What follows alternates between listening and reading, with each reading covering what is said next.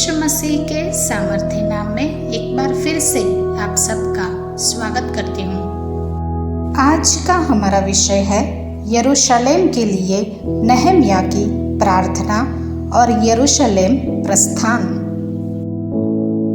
जब मैं शूशन नामक राजगढ़ में रहता था, तब हनानी नामक मेरा एक भाई और यहूदा से आए हुए कई एक पुरुष आए। तब मैंने उनसे उन बचे हुए यहूदियों के विषय जो बंधुआई से छूट गए थे और यरूशलेम के विषय में पूछा। उन्होंने मुझसे कहा, जो बचे हुए लोग बंधुआई से छूटकर उस प्रांत में रहते हैं, वे बड़ी दुर्दशा में पड़े हैं और उनकी निंदा होती है, क्योंकि यरूशलेम की शहरपना टूटी हुई और उसके फाटक जले हुए हैं।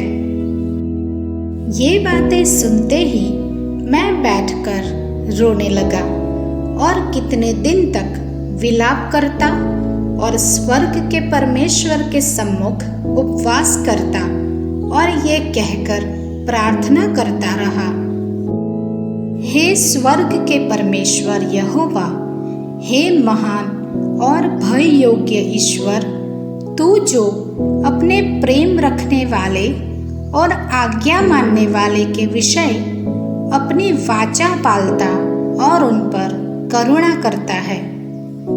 तू कान लगाए और आंखें खोले रह कि जो प्रार्थना मैं तेरा दास इस समय तेरे दास इस्राएलियों के लिए दिन रात करता हूँ, उसे तू सुन ले।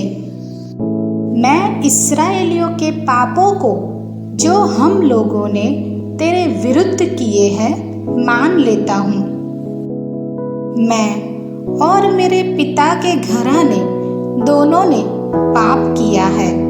हमने तेरे सामने बहुत बुराई की है और जो आज्ञाएं, विधियां और नियम तूने अपने दास मूसा को दिए थे, उनको हमने नहीं माना।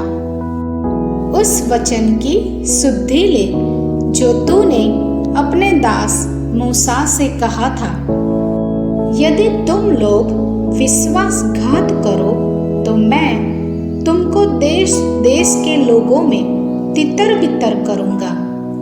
परंतु यदि तुम मेरी ओर फिरो और मेरी आज्ञाएं मानो और उन पर चलो, तो चाहे तुम में से निकाले हुए लोग आकाश की छोर में भी हो, तो भी मैं उनको वहां से इकट्ठा करके उस स्थान में पहुंचाऊंगा जिसे मैंने अपने नाम के निवास के लिए चुन लिया है। अब वे तेरे दास और तेरी प्रजा के लोग हैं, जिनको तूने अपनी बड़ी सामर्थ्य और बलवंत हाथ के द्वारा छुड़ा लिया है। हे प्रभु, विनती ये है कि तू अपने दास की प्रार्थना पर और अपने उन दासों की प्रार्थना पर जो तेरे नाम का भय चाहते हैं कान लगा और आज अपने दास का काम सफल कर और उस पुरुष को उस पर दयालु कर। मैं तो राजा का पियाऊ था। निसान नामक महीने में जब राजा के सामने दाख मधु था, तब मैंने दाख मधु उठाकर राजा को दिया।